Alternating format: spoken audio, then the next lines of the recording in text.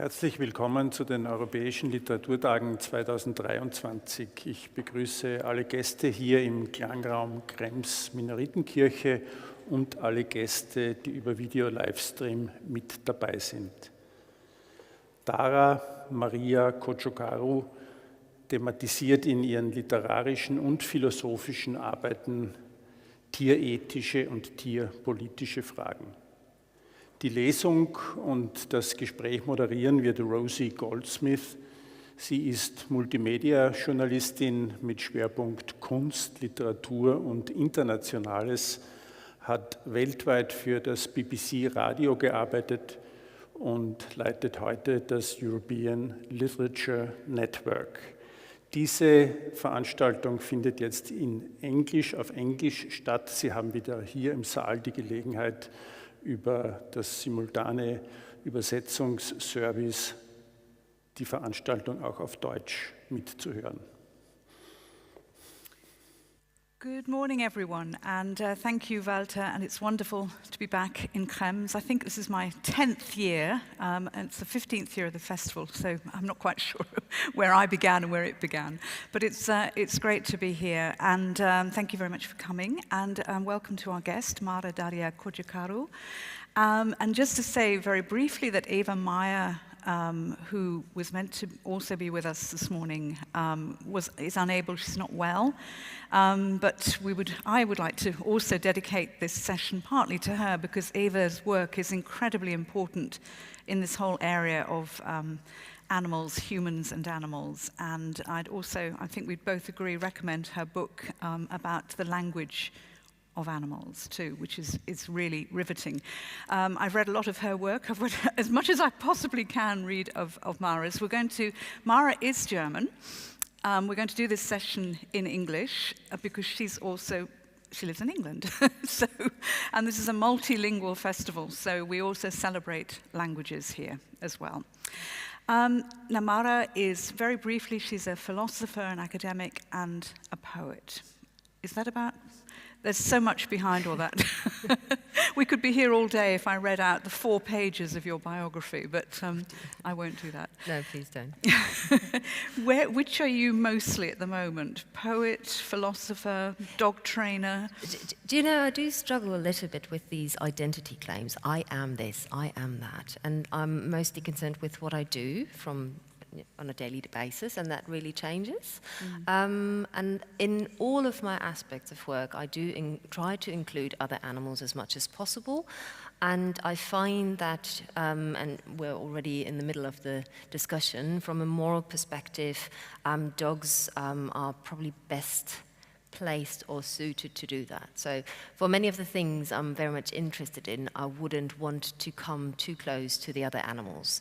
I know that it has become very fashionable to seek proximity with other animals, to be in to see similarities, to talk about the relations we can have. But I'm not too sure that being in close relations with us humans always does the animals the best service. Very interesting. I can tell that each session we have is going to bring new insights, because also I want to talk to you also about another very important piece of work that you wrote about factory farming and industrialization of animals and livestock and so on too. So we'll come to that later. Perhaps philosophy first, of your many, many, many hats. Now, you've been an academic for many years. You've published also as an academic. And which is your main area, as far as animals and humans go, what's your main focus in philosophy? So I do work in the tradition of philosophical pragmatism, and I've also spent a good deal of time on trying to better understand which role emotions play in our thinking. So you obviously know that there's a long-standing tradition where people are considered to be less rational if they show emotions, and I think the opposite is true. I think it is very important to pay attention to how we react emotionally. That is not to say that each spontaneous feeling or emotion I have vis-a-vis a certain question tells me exactly what is right, but it gives me a good indication of what values might be involved in that particular problematic situations, as pragmatists would like to put it. So that is my general philosophical background. And then within animal ethics, and I always fight a little against the idea that animal ethics is just one other little branch of applied ethics, because we have business ethics, we've got sports ethics, you've got ethics for all sorts of little areas of human life, and it seems if you're interested in that particular area, well then you should also be interested in that branch of applied ethics. But I think that doesn't work for the case of animal ethics, because we are animals too, so it's already a sort of cross-sectional enterprise, and you cannot but encounter problems with other animals if you live as a human being on this planet. So I do try to push back a little bit against the idea that animal ethics is just another branch of applied ethics. But within animal ethics, I have been most interested in what's been called the political turn in animal ethics. So where political scientists originally have come, and I've also got a background in political science, where they've entered the animal ethics debates that people have been having since the 60s of the last century, and suggested to perhaps look more at institutions and structures that perpetuate the oppression and exploitation of other animals, and not as much, it's important to look at the individual behavior as well, but not solely focus on what the individual is doing, thinking, or feeling. I mean, it's your, let's call it multidisciplinary approach, which I find particularly attractive because you're able to bring in all these different strands of politics, literature, philosophy, ethics, and so on and so forth. There's so many different strands to what you do, which in many ways makes it more credible in speech marks, particularly when you come to talking about animals, because there is so much emotion when we talk about animals, and you speak about emotion and passion, passionate about, or passionate animals is your, the title of your book in English, and in German it's a different title, isn't it? It's Menschen und andere Tiere. Und das ist überhaupt der Titel unserer Veranstaltung. That's the title of our event. Not quite, because well, the whole topic for the whole weekend is based pretty much on that title. And so I didn't get the title that I wanted for the English translation, because I wanted a title with brackets. So passionate, bracket, about, bracket, animals, so that it reads both passionate about animals and also passionate animals, meaning us animals, who perhaps should pay more attention to the passionate side in thinking about other animals as well. But I didn't get that because they said that Google search couldn't process the brackets, so for some sort of marketing thing, and the book is horribly expensive, so nobody's going to buy it anyway, so well, never mind, I didn't get that. But it is, I mean, that the thesis, the book, the sections, the extracts that I've read are absolutely fascinating. So tell us about this combination of passion and animals, us, them, you know, emotions, the complication of emotions with animals. You spoke about pets earlier. Yeah. You know, pets are probably one of the most, you know, alongside babies and, you know, our own children, they are the most emotional relationships we can have in some cases. And I believe, I can't give you numbers, but just the other day I heard that people are willing to do more for their companion animals, dogs in particular, than they would be willing to do for their children, biological children. And if you look at emotional investment, but also if you look at finances. But talk about the emotions implicated in that picture. I mean, and it's a bit... that says as much about us as it does about animals, though. Too. I think it says more about us than about the other animals. What does it say about us? It does say about us that... it's so difficult to talk about it because in some ways we want to cherish the relations that we have with our companion animals for good reasons, but also for perhaps more ambiguous reasons that have to do with what emotional needs they serve in us. And I think it's fair to say that often companion animals serve as an extension of how the owner, and I emphasize the fact that we are still mostly owners of these other animals, would like to think of themselves. Even if I'm coming from an animal rights perspective and I do rescue a dog who is going to be put to sleep the other day if I don't do anything about it, it is still serving the narrative that I have about myself, namely as someone who jumps in a problematic situation and does what is perhaps considered something other people would not do, because I do have certain commitments to animal rights, I'm critical of certain decisions other people would make, but at the end of the day, there's still that, it still feeds into how I want to think about myself, right? And that is one way in which that story can play out. But you've got also pets.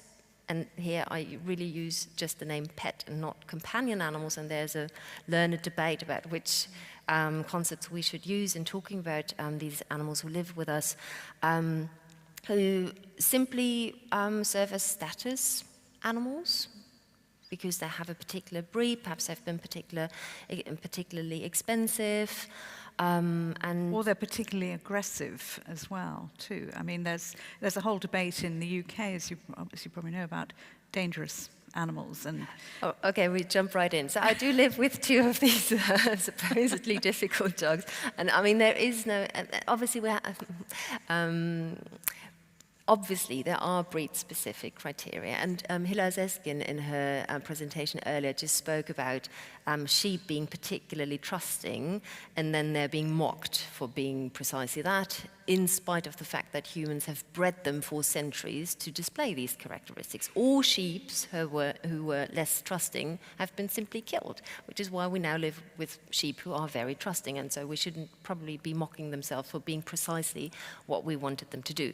Same is true for many dogs. Not all of them, and perhaps this might be important to bear in mind, the majority of the dog population in the world is neither a particular breed, nor do they live as pets or companion animals. I think it's only 20% who live with us as pets and companion animals. But in this population of the dogs who have been purpose-bred, obviously we see the characteristics that we needed for them to have in order to perform specific functions. And which is why if you've got a border collie, they're going to herd. They're looking for something to herd. And if they end up herding your children and you don't want that, well, it's difficult to blame the border collie for that because, again, we've bred it into the creature. And the same is true with many other breeds. And you have pets? I do have... Companion animals? Dogs? I do live with dogs. Mm-hmm. I'm their legal owner. I sometimes like to flatter myself and think of myself as a guardian, but at the same time, I'm also their guard in that they live captive with me. I live in North London, so they can't be with me on a farm and just, do whatever they wish to do. So I decide when what the day looks like, really. I spend most of my life making sure that their needs are met, which is why I get interested in all sorts of weird hobbies, such as scent work or bite work, and which, I don't know, perhaps if I was living on my own, I wouldn't necessarily be doing that. So there's very much in my day-to-day life which is driven by the interests of the dog, and the dogs, there are 3, and it's the best we can do, but I wish it was different. I truly wish I could afford them with more autonomy and choice, and perhaps a bit more sun. We live in the UK. Before we leave pets and dogs, I just want to talk to you a little bit more about emotion and pets and the role they play in our lives, because I live in the countryside, and luckily, I'd lived in London for over 30 years, and then we moved out about a year or so before the pandemic. And I was really annoyed. I said, I want to continue living. I love London. And so we went to live in Wiltshire. Lots of wonderful countryside. And then the pandemic struck, and I thought, okay, this is just wonderful. I'm so lucky that I'm out in the countryside, and I loved it. And I went on these daily walks. You remember we had the hour. And every time I went out, I saw more and more dogs on my walk. And every time I walked out, my neighbours would say to me, Rosie, you need a dog for your walks. And I said, no, I can actually walk without a dog. But it became this, in a way, this mantra, and dogs and cats as well, they became companions for people during this incredibly difficult time. And the population of pets increased, I don't know how many fold, and now there are many, many abandoned animals, abandoned dogs. It's a real problem. Yep. So this peak, if you like, where dogs particularly served a very important emotional comfort purpose, and then they were, many of them, abandoned. Yep. What went wrong? What happened and what went wrong? I mean, we are facing a massive animal welfare crisis as a response to precisely what you just described. And that also has to do with the fact that in order to serve that increased demand for pet dogs, breeding went through the roof. And the prices at the time were enormous. Like, you could pay up to £3,500 for a puppy, a doodle puppy, if not more.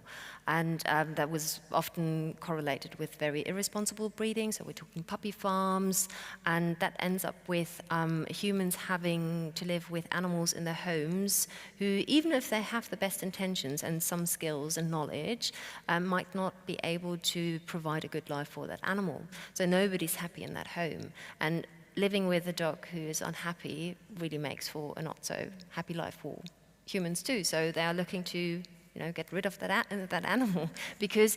And then you mentioned two things there. So some people really got dogs because they wanted to be able to spend more time outdoors, because we were under lockdown, and others wanted someone to perhaps fill in for the things that they had been doing before. So you couldn't meet with friends, how about you get a dog who then is your friend?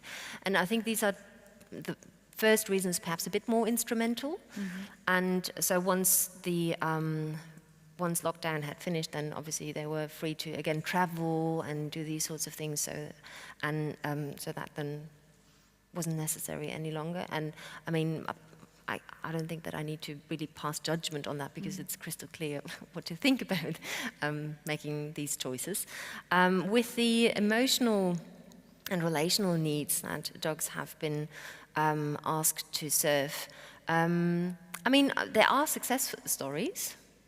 There's no doubt about that.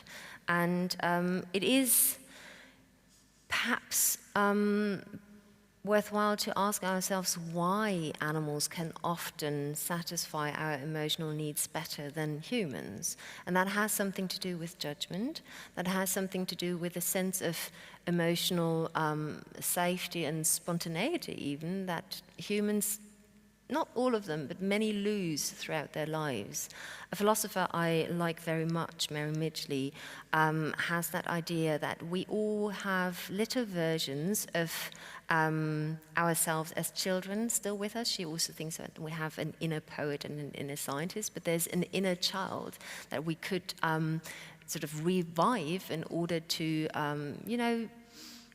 also in relations to other animals, but towards life in general, discover more spontaneity, more compassion, be more creative.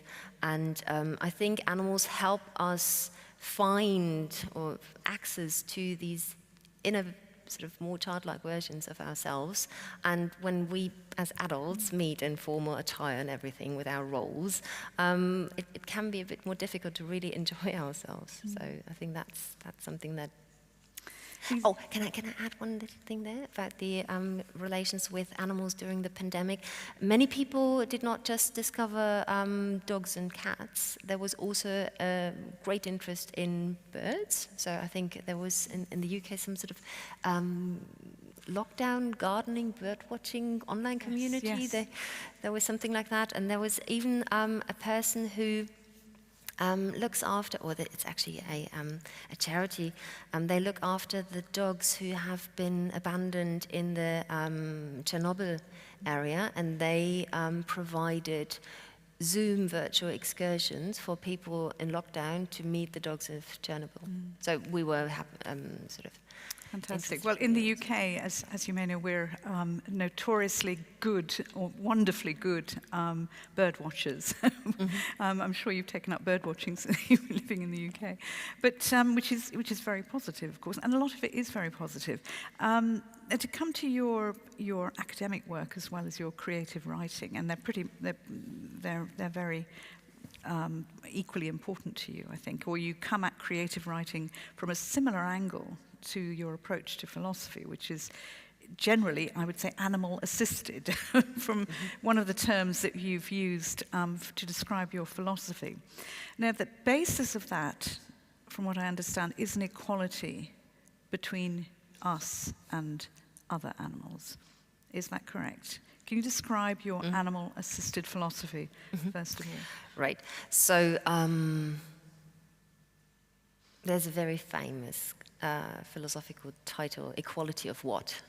Right. So I think it is important to introduce the notion of equality into human-animal relations, but I don't wish to suggest that we should be all equal in respects that are of no importance to the animals or of no service, right? So we always have to bear in mind what is the animals, each human or other, best interest, and how can we meet that, and if we weigh these in. I don't mean to sound utilitarian here, but if we're talking about interest, that vocabulary just lends itself to the scene right now. So the animal-assisted philosophy, and I've come to even talk about it as animal-informed now, because assisted suggests a bit like it's a bit like a crutch or something to lean on. And again, I want to emphasize the active contribution that animals can make to our philosophical inquiries. So animal-informed, and it really means that we come up with human-animal interactions that allow the animals to pronounce views, opinions, perspectives on a particular thing that we're trying to, a puzzle that we're trying to solve. And language is so important for how we interact with animals. Just how we think and conceive of other animals predetermines what we are going to do with them, how we are going to feel towards them. If an animal is already hidden behind labels that clearly tell you don't get too emotionally attached because it serves the food industry, it's difficult to recognize behind these labels that sentient, lovable creature that the animal is too. By this, I don't mean to say that all animals are just cute or lovable. It's always so difficult to find the right words. But really and I think that's why poetry is so important for me as well, is to really try and investigate the language and see where it turns against itself and come up with new ways of speaking about language, about other animals, and also find the points at which the language we know doesn't serve the purpose anymore. So, because there's more than just our human language, right? Well, that's also what Eva Meyer would have talked about, because she says, of course, we can speak to animals, and of course, animals can talk, can communicate as well. But we do need to sort of dissect. Everybody, I think, will be talking about language and animals during the whole festival. So we need to dissect what you understand as the language of animals and how you and animals communicate. You and other animals communicate. Yeah, I was just going to say, because even as we speak, you and I here, we do use the words that we share, and then there is that sort of emotional component too. I think you probably bring a lot of benevolence to the picture too, because you know it's not my mother language, so there's already something that carries our conversation at the emotional level as well. Then there's body language, so we already speak more than one language as we talk. And the same is true when we talk with or communicate with other animals, and then it really depends on what animal you are trying to communicate with. And I think a dog trainer I like a lot, Suzanne Clothier, has the other day spoken in a podcast about how she can have a good chat with a wasp, or was it wasp or the other way around? And she has the ability to communicate with various insects. I have to admit I'm not that gifted when it comes to insects. But she also found that that one particular insect is not very communicative or not very amenable to suggestions. So why would you talk to a wasp or why would you talk to a mosquito, right? That's a valid question. And again, it's in order to avoid conflicts, right? So there is that situation, you want to clean out your house and you see, oh, there are lots of spiders. But then the spiders have a function perhaps, but then you still want to make the space look a little neater when you get visitors over. What do? Do you just wipe the spider away? Or can you ask the spider to, just please for the next half an hour, could you move out so that I can clear the room? You can come back and build a new net. But this old, very dusty thing, you probably want it gone anyway as well, right? So, and apparently for her it works. And the other day I did try it. I sat at a cafe and I was having a coffee, and I don't know why that, and there was a wasp. And I tried to just sort of inform the wasp, look, not now, I'll leave something for you. And I had the feeling that the wasp was making a slight detour. Let's move on from wasps, because that's when I only have images of my husband walking around with, sort of some horrible spray trying to kill them. And I find it really aggressive and, very, very difficult. He's actually a nice man. Of course. Some of you may know him. But I just find his whole attitude to insects really extraordinary. So he changes completely. And I will say, so it is, and we touched on the notion of equality earlier on, and there is a trend in philosophy to come up with one moral status, or the definition for moral status. So what does a being have to have in order to morally count? So this is not even a being, right? But perhaps, so it's the hierarchy, basically. Yeah, so that we know. So when do we have to pay attention? When do we have to tread carefully? Just give me a list of criteria, and then I tread carefully. If I don't see the criterion in question, well, then I don't have to, I can carry on with whatever I want, right? And then we have one moral status, and then we sort of try to reconstruct our habits and cultures so that this is protected, okay? And that if we then find that, for instance, insects are sentient beings too, then it makes the whole business even more complicated, because if each insect counts individually just as much as a cow would, or my dog would, or your cat would, how do you really process that? So I think there's value in adding to that moral status debate the value of the relations we have. And there are certain legitimate causes to have closer relations with different animals. And just as we... So different relations, though, with different animals. Yeah. And so it does make a difference whether it is my dog who is struggling with a particular issue, or whether it's somebody else's dog who has a different guardian or caregiver or parental figure or owner. And it's also a different question if that is a free-roaming dog. It is also a different question if it's the polar bear or if it's the wasp. So the way in which, and then of course it's not that any relation that we have just because culture says so, develop with a particular animal, for instance, that we're not going to look after pigs, that has to stay like that forever. Of course, people can enter into caring relationships with their pigs, but the fact that Esther, the wonder pig, has a particular relationship with that one caregiver affords her with a different standing, and I think for very good reason. And now we have to talk about the other 60 billion pigs who are waiting in stables in order to lead better lives. Does that mean that the caregivers of Esther the Wonder Pig have the same responsibility vis-a-vis all these other pigs? Probably not. So, but how do we then get the other pigs taken care of?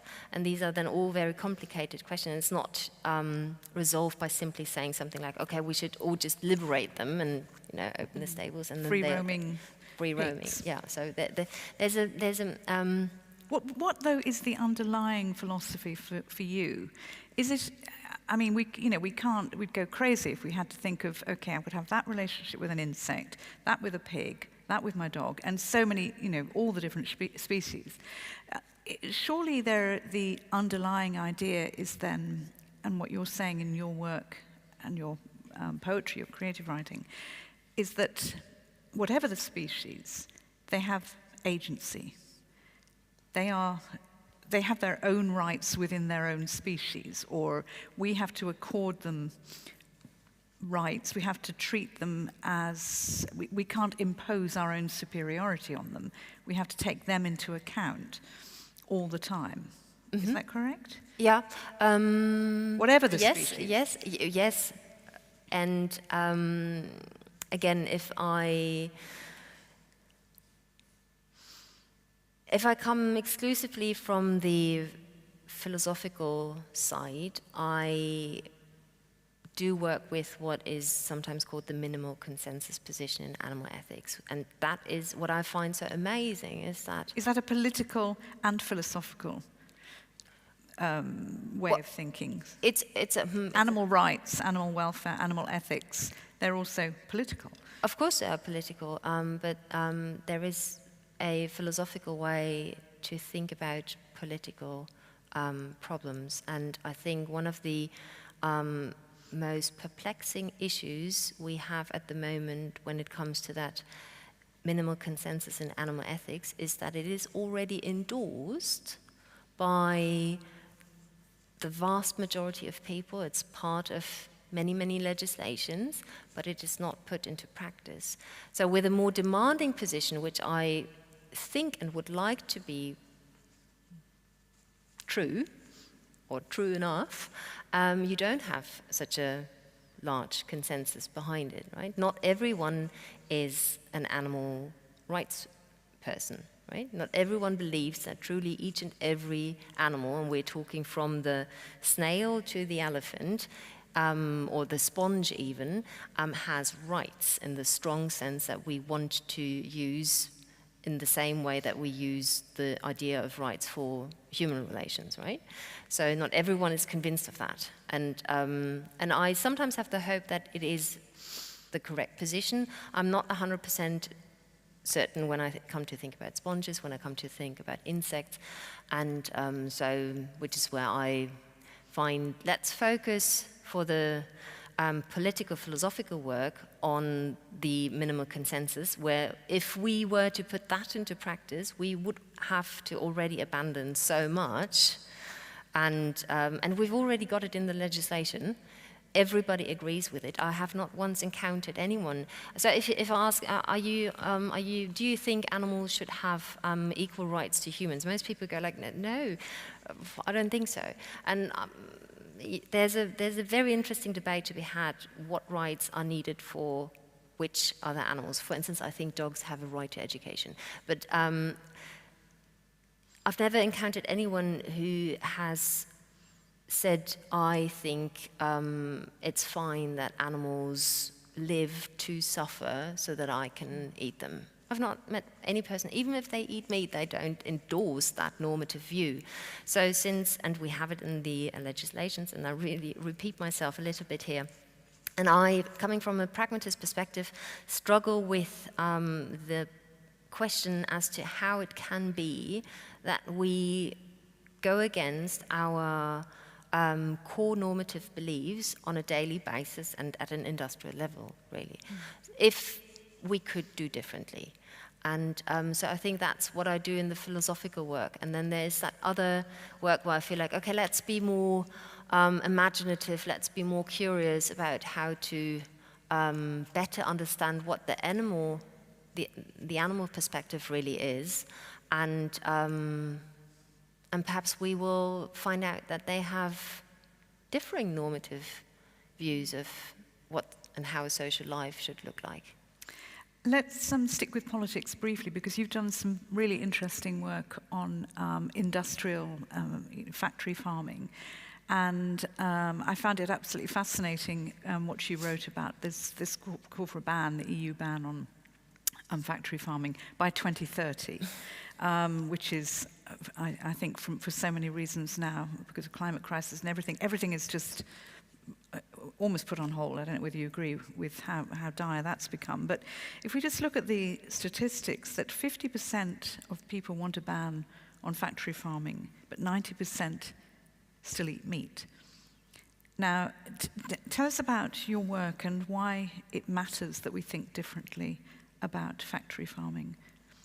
So when you ask me how to think differently, one approach that we could take is to work towards each and every individual becoming a more virtuous consumer, right? So really bridging that gap and making the connection and understanding, I don't want animals to suffer, hence I'm not going to eat them. And we Simple know as that. animals suffer.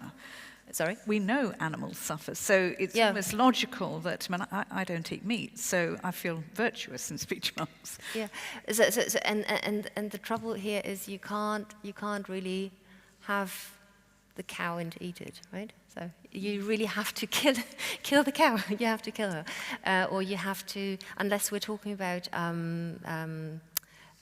cultured meat or slaughter-free meat or clean meat or however you would like to call it.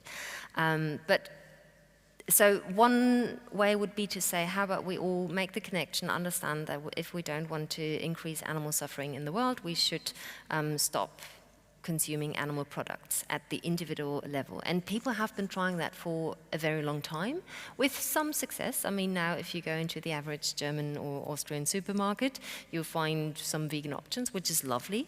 But then at the same time, it doesn't change much at the structural level. So my concern is that we really should work more towards prohibiting certain products that are harmful for the common good, like at least in Europe, weapons are regulated, severely regulated who can own them, and or let's talk about child pornography, something that is really morally obnoxious, is, you know, we just don't sell it, and I don't understand why we are so laissez-faire about selling animal pieces for other. I mean, there's the sustainability point, of course, you know, as far as climate and environment goes, and employment and so many other, and the division between the developed world, all those awful labels that we still use, because there's still, not just in animal rights, in environmental concern, there's still incredible divide, and perhaps on our part, lack of education as well. So you've mentioned reasons to abolish animal products for other than animal ethics concerns, right? And there are many, very many. I mean, you mentioned environmental concerns, health concerns, food justice concerns. And yeah, it is mind-boggling. I'm not too sure it really has to do with a lack of education, because again, I think if you stepped into the marketplace at Krems this Friday morning, and you asked them whether they know ABC about how animal products are being produced, everybody would say, yeah, they know. And there's something... Do you think it doesn't matter then? Does it matter that people eat meat? Of course it matters that they eat meat, and they shouldn't. I apologize if I haven't been explicit enough on that.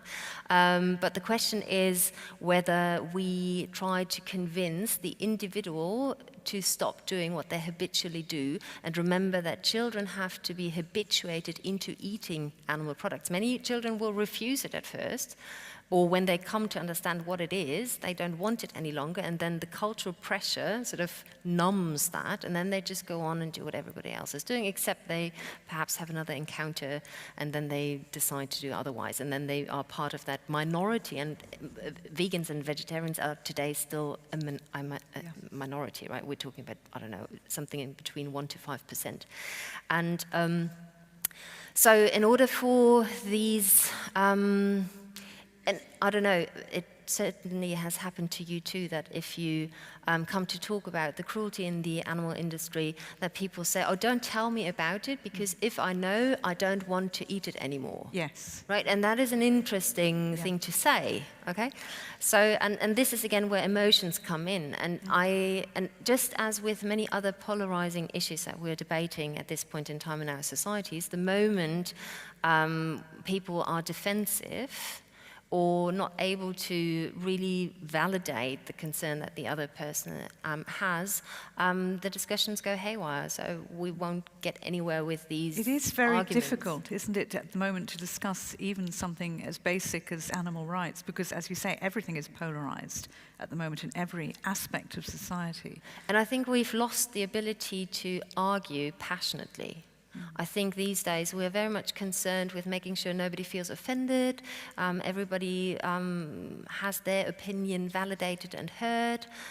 We've abandoned the notion of truth in politics, which is interesting. So as a philosopher, you sit at the sidelines and go a bit like, right, so what could we possibly be contributing to the picture then? Because it must be very difficult for you as philosophers currently to participate in debate because of the polarization. Well, thanks for the opportunity. Well, you can say whatever you wish to say here, so use this as a platform. Okay. we invite you, and if at any moment you're not saying what you want to say, just say it. Mm-hmm. We really do want to hear what you think. But I want to go back to that idea of animal-informed writing philosophy, because you're not saying that before you write anything, you talk to the animals. I'm thinking of, I don't know if you remember Dr. Dolittle, which I loved very much indeed. But what are you saying when you want to remain informed and you want to work with animals for your work? How does it actually function? So it can become very, very specific. One of the latest inquiries that we have had as a human dog collective, if you like, was around some of the concepts that are floating around in the dog training industry. And one of them is consent, specifically in situations of care. And I just need to interrupt there. Sorry, you are also a dog trainer. Well, no, it's a new hat that you're wearing. Yes, and again we're back to these sort of identity claims. I do work with dogs sometimes in a traditional training setting, but I would say everyone who owns a dog, lives with a dog, is a dog trainer and has an educational responsibility. And this idea that there are the professional dog trainers who can fix the dog, and then there are the lay people who just try to get along with the dog, I think that makes for a very bad division of labor. So, so I do work with dogs, and I have my own dogs as well. And so I wanted to better understand whether the notion of consent in animal and dog husbandry carries a lot of weight for the animals in question, because we know the notion of informed consent from the medical ethics side, and we sort of transported it a little bit into how we get certain things done with our companion dogs. And I was interested to see whether this sort of high-flying notion of consent is really what we arrive at, or whether perhaps we are flattering ourselves a lot by talking about consent, because obviously if we've got a consenting dog in the room, well, then we can feel less bad about us doing something to them. And my inquiries at least tell me that there's not much of consent. There's conditioning, there's toleration, and there's sometimes playing along, and sometimes you won't get with consent very far, and you do have to apply force. And I think what is important here is to be honest about these instances where you, for the better of that particular situation, you do have to, you're not asking, you're just informing the animal, look, this is going to happen. You won't like it. We will be quick. This is going to happen. We're talking about injections, for instance, or something, or cleaning of the paws, these sorts of things. And some dogs, for good reasons, are very specific about their paws.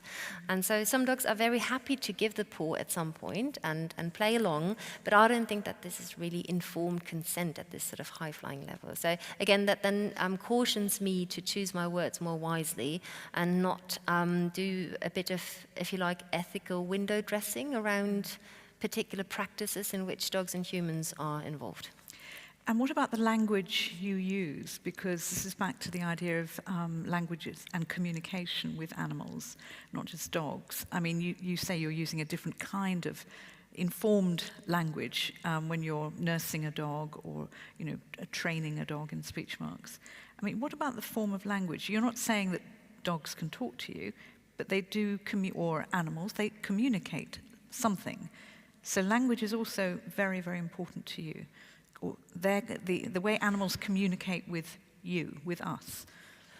Yeah, so I'm not looking for the dog to utter words, and I don't think that it will be very interesting if we manage to train a dog to do that. But they speak all the time, and actually a dog training situation is really very complex because you've got the human who talks to you, but it's sometimes missed that the dog is talking all the time. They've got question marks on their faces, and you feel like we really need to make sure that they are being heard.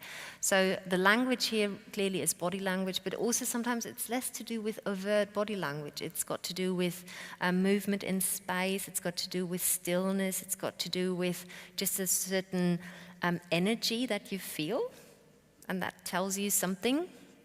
And I think because we are so wordy, we lost the ability to listen out for these more subtle forms of communication. So how do you think animals communicate? Well, through all ways and more than we do. So they use sound, they use their bodies, they use how they position each other towards each other.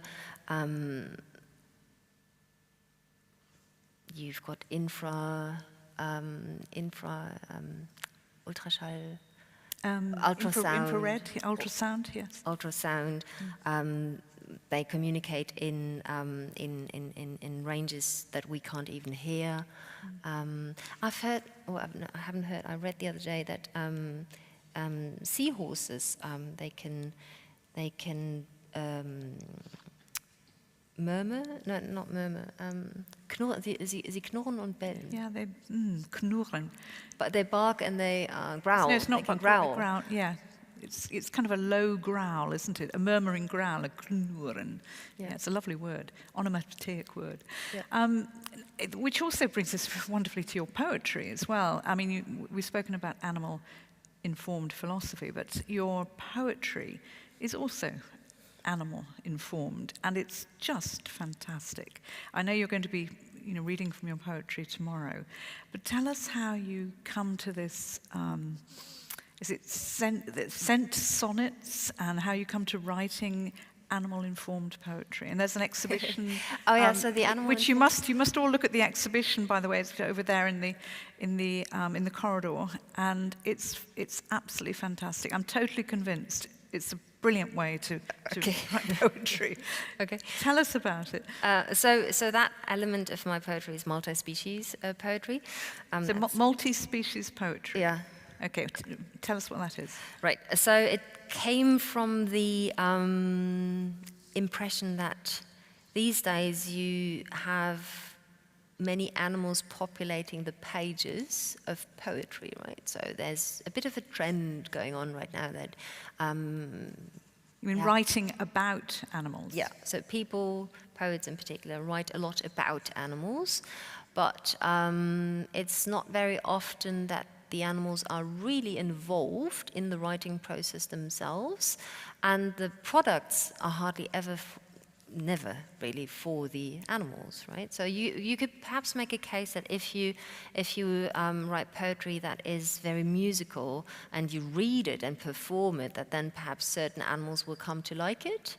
But generally speaking, the page poetry is for humans, and I am still doing that a lot. So when you publish poetry, you've published 4 or 5 books of poetry.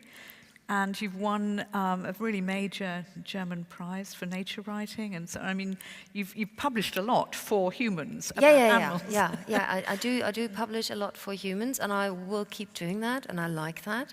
But I'm delighted. I'm very pleased. But there's also that element in me where I feel like, can I also do something for the dogs? And it's dogs for various reasons at this point in time.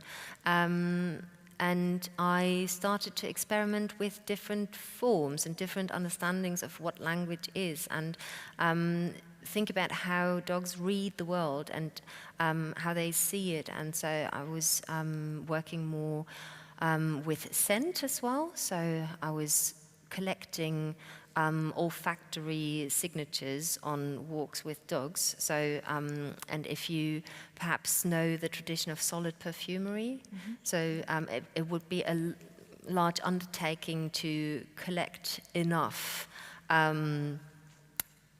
leaves of grass on which other dogs might have peed on in order to distill a perfume from that. And I'm not sure you really wanted that to have.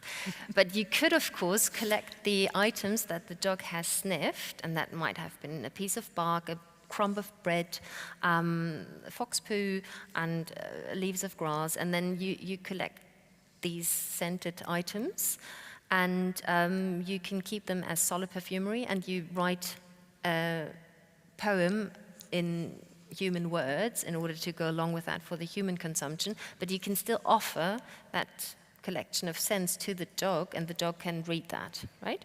So the dog is reading the scent, and we, the humans, are reading the words that you write based on the scents. You obviously can sniff it too. You're more than welcome to sniff it too, and you might. And there's an interesting range in which human olfactory capacities are actually not that bad. And some are better than others. Some are better than others. Yeah. And COVID has messed with that a bit, I've heard. Luckily not in our case, but yeah, so you've got that. Tell me, give me an example of how that would work. You go for a walk with your dog or your dogs, and how does the dog lead you to writing the poem? So the dog is the lead artist, means that... the dog is the lead artist, right. So you pick, so here's, and it's really a cooperation, if you like. You need to pick a place that has an interesting enough name, or something that has a human name. So for instance, we live on a street called Erskine Hill. I found that name was interesting enough. And so I picked that street, and I let my dog stop at whenever he wanted, and then I counted the letters in Erskine Hill, and as many letters as are in the name, I took samples of what the dog had investigated, so different leaves, just bits and bobs on the ground.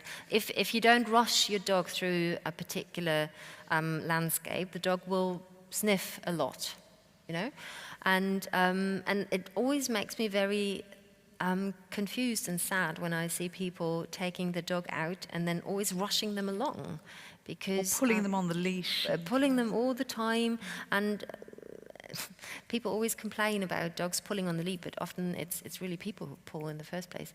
And if you give the dog the time to investigate what they find interesting, provided it's safe, right? If they found something, you know, that's put out in order to perhaps something toxic, then you don't let your dog investigate that. So there's some responsibility for you too.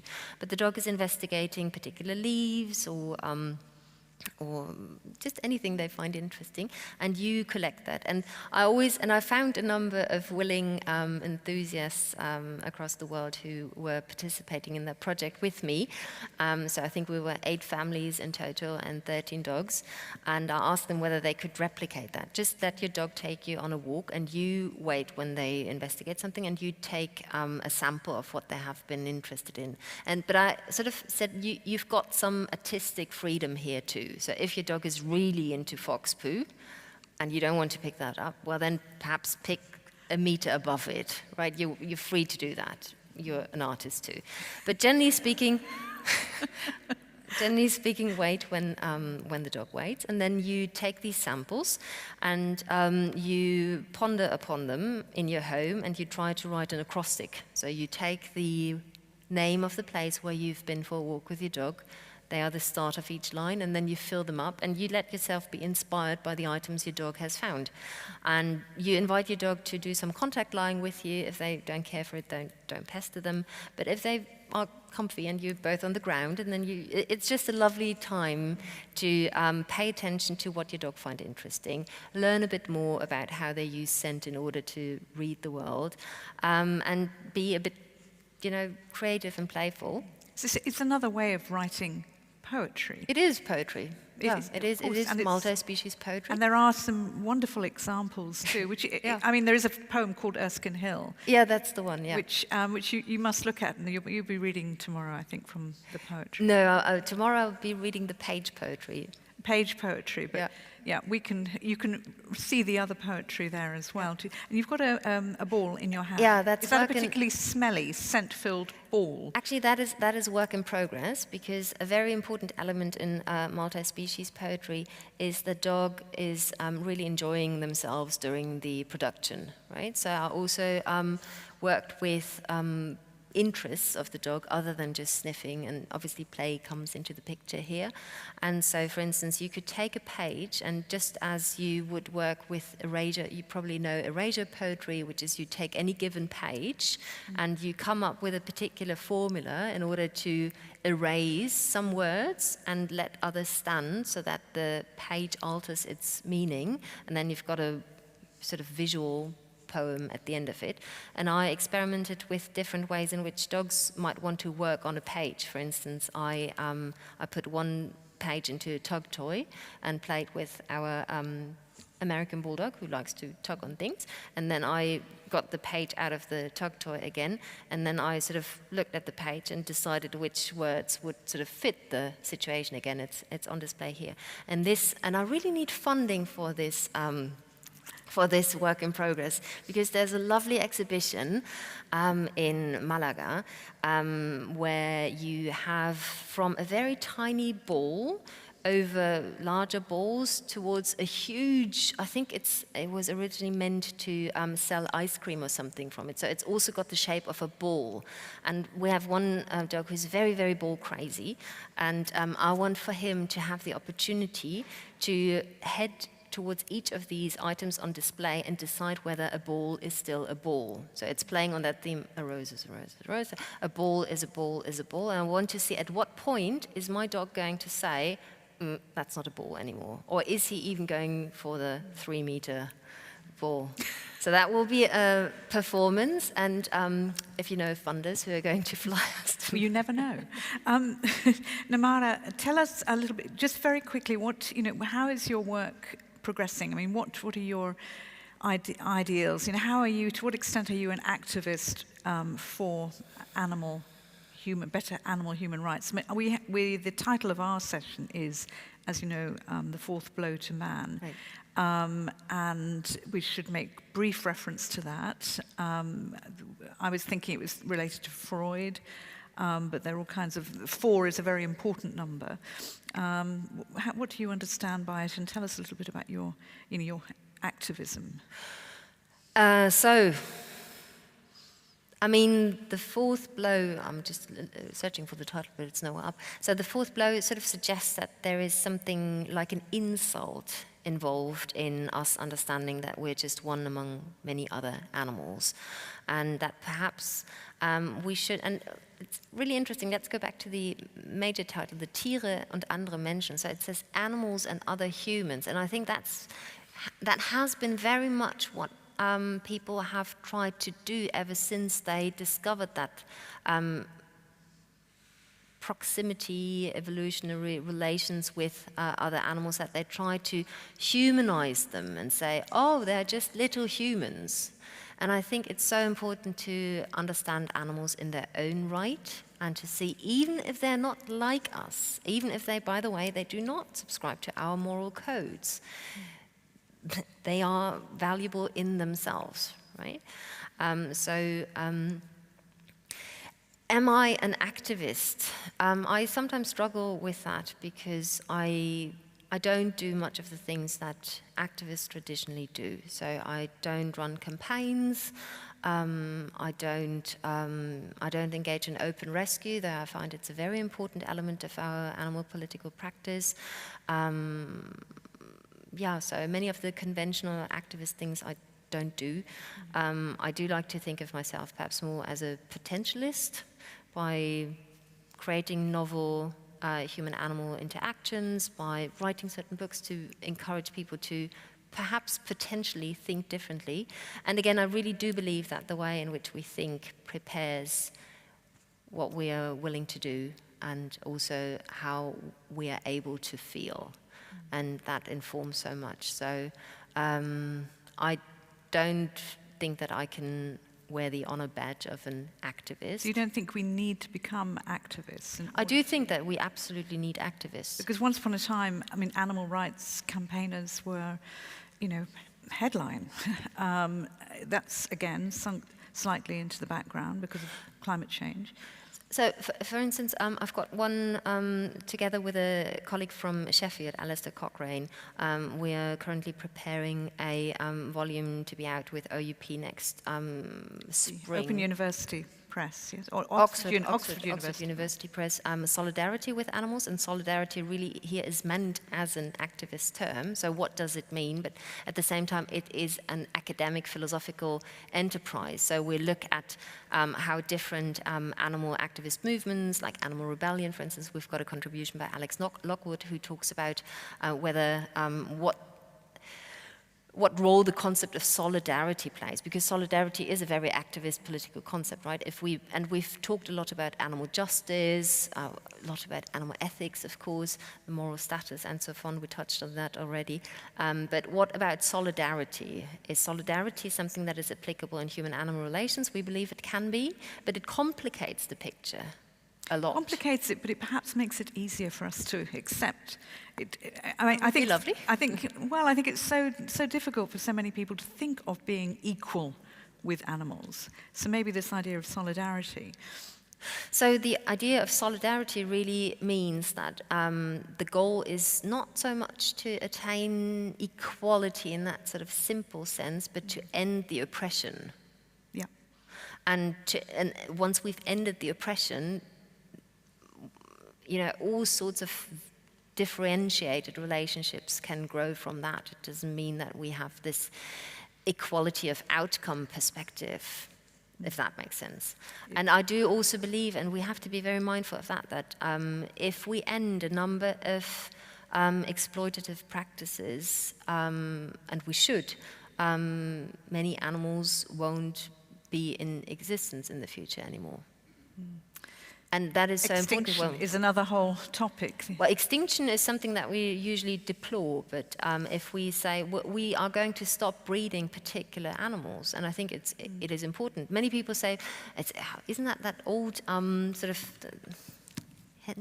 was it Henry Salt? I'm struggling with my references right here.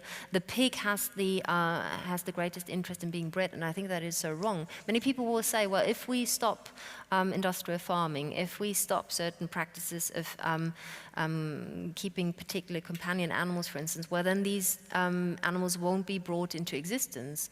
And for any animal who, without even having any harm done to him or her, simply being in the world and suffer in virtue of how they're bred, I think that's something we shouldn't be doing. So yes, we wouldn't have many of the animals who struggle in the world today around. Lots of positives and lots of negatives, difficulties from this discussion, not from you, but I mean, your writing, I think, gives great hope as well. Now, we haven't had a reading today. I know that you've got some poetry to read tomorrow. You've got some books on sale as well. All right. But I think we need to finish the session for now. Okay. But you're here for the next few days, so people do, everybody feel free to continue the discussion afterwards. But it's been so enlightening for me, and really, I'm learning so much from reading all that I need to read for all these sessions. It's absolutely remarkable what you've written and how you've changed my mind already. So, little by little, we'll get there. But thank you so much, Mara-Daria Cojocaru. Thank you. Thank you, everyone, for coming. Thank you. We should play ball. Huh? We should play ball. Yeah. So we didn't get to talk about that. Yes, Menschen, andere Tiere. We talked about the topic. Yeah. We had a reading, but I think I've been given a signal that our hour is up. unless you would like to hear. Or No, I think we're Yeah? not going to go over time. I I think- just wanted to say that on the topic of hope, that was the Hope final is section. definitely So is if definitely anybody's interested in that. Hope is definitely in that book. So that's the books you've got and are published in German are Menschen und andere Tiere und die Buch der Bestimmungen, Buch der that's the Bestimmungen. poetry. That's for tomorrow. That's the That's for poetry. tomorrow, yeah. So they're all on sale. Mara is here, happy to talk in any language, including possibly animal language. You never know. Human animal language. Yeah. Thank you very much, everyone. Thanks. Thank you.